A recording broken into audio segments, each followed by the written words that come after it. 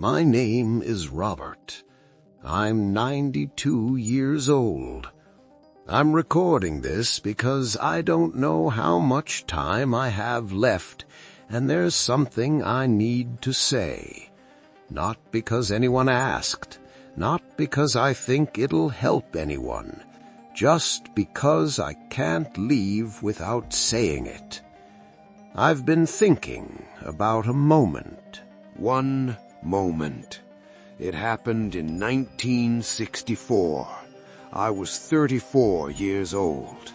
My son, Michael, was 7. He had just started 2nd grade. He was small for his age, quiet, the kind of quiet that people called good back then. One afternoon, he came home from school and stood in the doorway of the garage. I was working on the car, changing the oil, I think. He didn't say anything right away. He just stood there, holding his backpack with both hands. I didn't look up. I remember thinking, I need to finish this before it gets dark. He said, "Dad." I said, "What is it, Michael?" He didn't answer. I turned around. He was looking at the floor. His face was red, not from crying, just red. I said, "What's wrong?" He shook his head. I said, "Well, if nothing's wrong, go inside and wash up. Dinner's almost ready." He left. I went back to the car. That was it. That was the moment. I didn't know it then. I didn't know it for years. But that was the moment everything changed between us. I need to tell you something about the world I grew up in. Men didn't talk about feelings. We didn't sit down and ask our children how they were. You provided for them. You kept a roof over their heads. You made sure they had food and clothes and went to school. That was love. No one ever asked me how I felt when I was a child, so I didn't think to ask. I thought I was doing everything right. I worked hard. I came home every night. I fixed things around the house. I taught Michael how to ride a bike, how to throw a baseball. But I never stopped. I never sat down next to him and said, "Tell me what happened today." I never asked, "What are you afraid of?" I never said, "I see you." Michael stopped coming to me after that day. Not all at once. It was slow, gradual. He stopped standing in the doorway. He stopped starting sentences he didn't finish. He learned to keep things to himself. By the time he was 12, he had become someone I didn't quite know. People said, "Oh, that's just how boys are at that age." I believed them. I'd told myself he was fine. He got good grades. He didn't get into trouble. He played sports. But when he looked at me, there was a distance. I told myself it was normal. He left for college in 1975. He called once a week.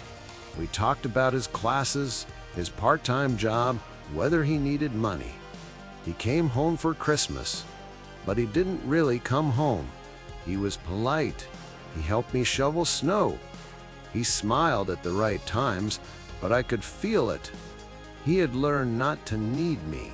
He got married in 1982. I stood next to him at the altar.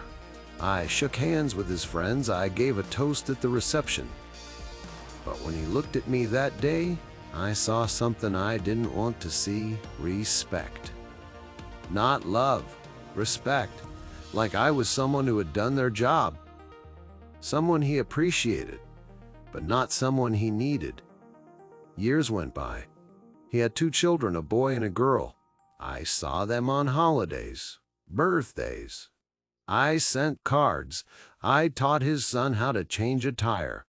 Michael was cordial with me, always cordial. But we never talked about anything real. I told myself that was fine. I told myself we were close enough. In 2005, his wife left him. He called me on a Tuesday night. He said, "Dad, I need to tell you something." I could hear it in his voice. That same voice from 1964. Small, uncertain. He told me she was gone. that she'd met someone else, that he didn't know what to do. I said, "I'm sorry to hear that, son." I said, "You'll get through this. You're strong." I said, "Do you need anything? Money? I can come out there," he said. "No, Dad, I'm okay," but I could hear it. He wasn't okay, and I didn't know how to reach him. I flew out to see him a few weeks later. I fixed some things around his house. I helped him move some furniture. I washed the kids so he could have time to himself.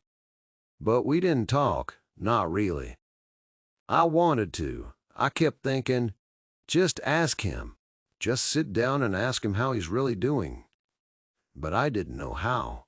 I didn't have the words, so I kept fixing the leaky faucet. He thanked me when I left. He shook my hand at the airport. He said, "I don't know what I'd do without you, Dad," but it felt hollow. It wasn't until 2011 that I understood. Michael came to visit me. Just him. The kids were grown by then. We were sitting in the living room, watching a game, not really talking, and then, out of nowhere, he said, "Do you remember when I was 7? And I came home from school one day and you were working on the car and my stomach dropped?" I said, "I don't know." Maybe he nodded. He said, "A kid in my class pushed me down during recess. Called me weak in front of everyone. And I didn't know what to do. I wanted to tell you, but you were busy, and I thought if I told you, you'd think I was soft, that I couldn't handle it." "I couldn't breathe," he said. "I know you didn't mean it. I know you were doing your best.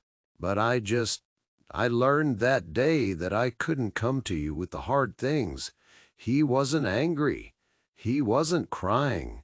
He was just telling me, like it was a fact. I wanted to say something. I wanted to say, "I'm sorry. I'm so sorry. I didn't know. I should have stopped.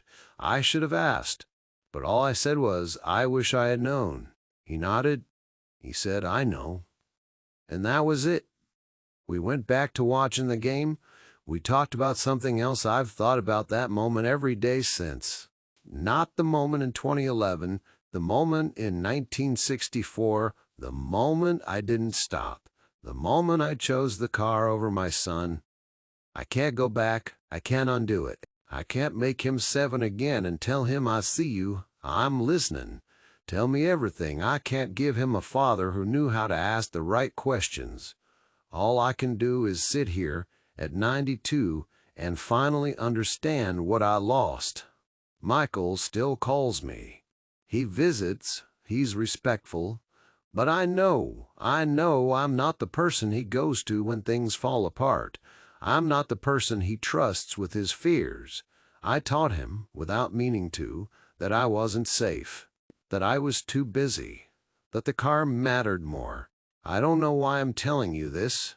Maybe because I see it everywhere now. Fathers who are so busy providing that they forget to be present. People who think love is keeping everything running. People who don't realize that one moment of not stopping can close a door forever. I'm not saying this to teach you anything. I don't have answers. I just know that I would give anything to go back to that garage in 1964 and put down the wrench, to turn around, to sit down, to say what happened. "Son, tell me everything." But I can't. So I'm sitting here instead. 92 years old, running out of time, finally understanding if this meant something to you. You don't have to say anything, but maybe just sit down with it for a moment. That's all.